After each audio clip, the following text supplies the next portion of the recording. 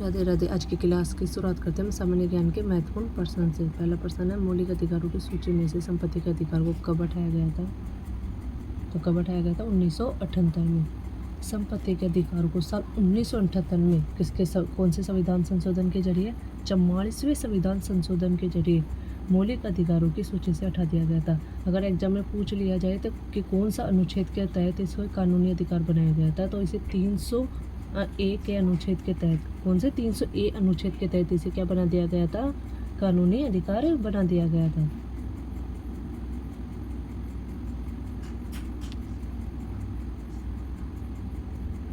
अगला प्रश्न है, निम्नलिखित में से कौन सा तत्व लेटराइट मिट्टी में प्रचुर मात्रा में पाया जाता है? Phosphorus, potassium, calcium carbonate, iron oxide. तो कौन सा पाया जाता है? Iron oxide. अगला प्रश्न है, भारतीय रेलवे रेल कोच फैक्ट्री किस शहर में स्थित है? चित्तरंजन, कपूरथला, हजरत निजामुद्दीन, बेंगलुरु। तो कहाँ स्थित है ये? यह कपूरथला में स्थित है।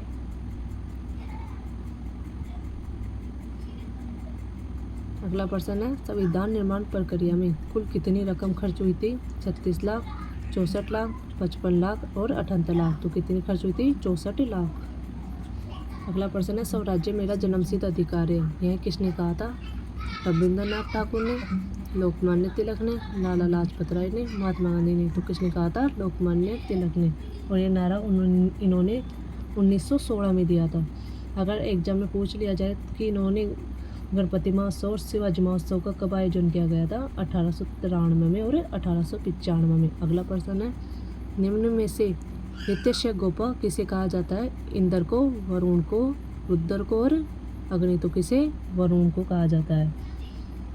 वरुण देवता को ऋतु का स्वामी कहा गया है, जबकि सूर्य को क्या कहा गया है? वरुण का नेत्र कहा गया है।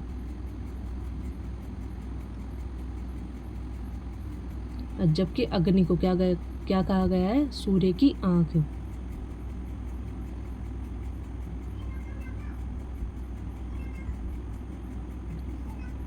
अगला प्रश्न है, वर्तमान में भारतीय संविधान में कुल कितनी अनुसूचियां हैं? 8, 10, 12, 14। तो कुल कितनी अनुसूचियां? 12 अनुसूचियां। वर्तमान में भारतीय संविधान में कुल कितनी अनुसूचियां थी? 12 अनुसूचियां थी। और 12वीं अनुसूची में इन्होंने नगर पालिका अधिनियम और उसके 18 विषयों का भी उल्लेख किया गया है। और किसके तहत? 74वें। अगर एग्जाम में पूछ लिया जाए कि इसे कौन से संविधान संशोधन के तहत कौन से सन में जोड़ा गया था, तो इसे संविधान संशोधन 74वें संविधान संशोधन के जरिए 1992 द्वारा जोड़ा गया था। और इसे 1 जून 1993 में पारित किया गया था।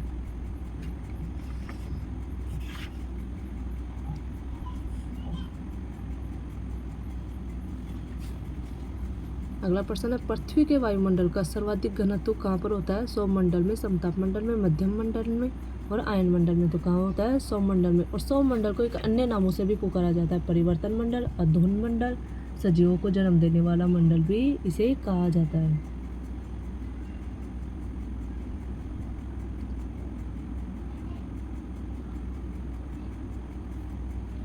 अगला प्रश्न है, भारत के उत्तरी मैदानों में शीतकाल में वर्षा होती है?